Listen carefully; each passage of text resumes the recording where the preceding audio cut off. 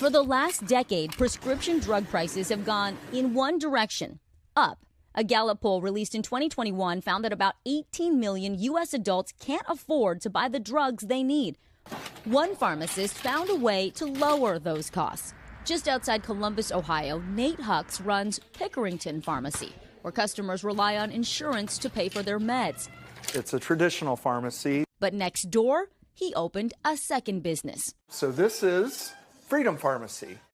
It's a self-pay pharmacy where customers pay out of pocket and can save hundreds on common meds like those for cholesterol and arthritis without insurance. 85% of the medicine that we have here in the United States are generics, and they're not expensive.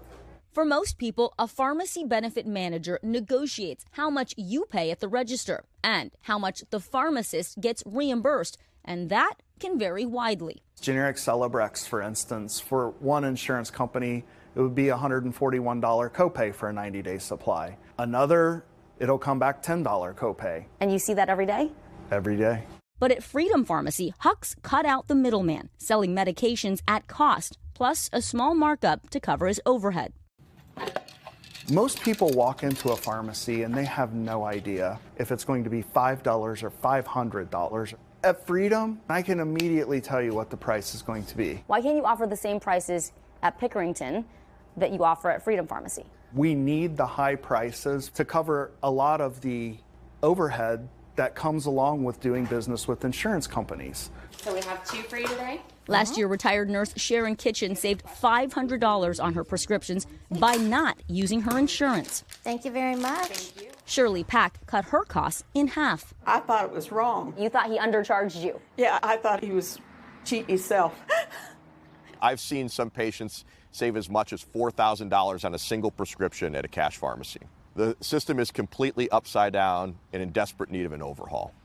Antonio Chacha runs a drug pricing data firm. He says with so many middlemen between drug makers and patients, list prices at pharmacies inflate, and people with high deductible plans get the short end of the stick.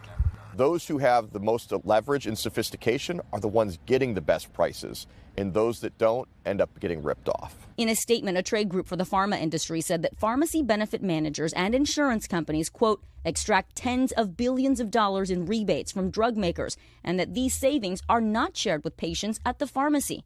J.C. Scott, who represents pharmacy benefit managers, had a different take. Drug companies alone have the ability to set prices. Everyone's saying someone else is to blame for high drug prices. What is the fix? I think the beginning of the fix is to address the root cause, which is the prices when they are initially set by drug companies. But I will say every stakeholder in the prescription drug supply chain needs to figure out how we can do a better job in serving patients. In the meantime, you need to do the legwork to save money. Experts say don't assume insurance is cheapest. Ask what it would cost out of pocket and see if there's a self-pay pharmacy in your area.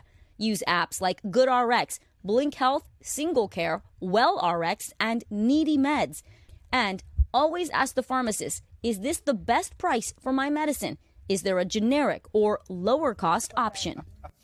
You really have to be your own advocate. And experts say if you work for a big company and you have great insurance where you usually pay very little at the pharmacy counter, self-pay pharmacies are probably not for you. But if you're one of the growing number of people in this country who's on a high deductible plan, it might be worth paying out of pocket. And also think about buying in bulk. Opt for your meds to come in a 90-day supply by mail. And also you may want to contact your drug maker directly. You can ask about discounted meds. But you see how much you have to do on your own? Yes. It's not easy. Hopefully this helped make it a little bit easier to understand all the options for you. But yeah, you're on your own. It's such a good story. And there are seniors who, and not just seniors, but people who take 4, 5, 6, 7, 8 things. Right. And that's why it is important to get your meds from one place so someone's looking out for you. So if you go to different places, you need to make sure everyone's on the same page. All right. That's good. Yeah. Hey, thanks for watching our YouTube channel. Find your favorite recipes, celebrity interviews, uplifting stories, shop our favorite deals, and so much more with the Today app. Download it now.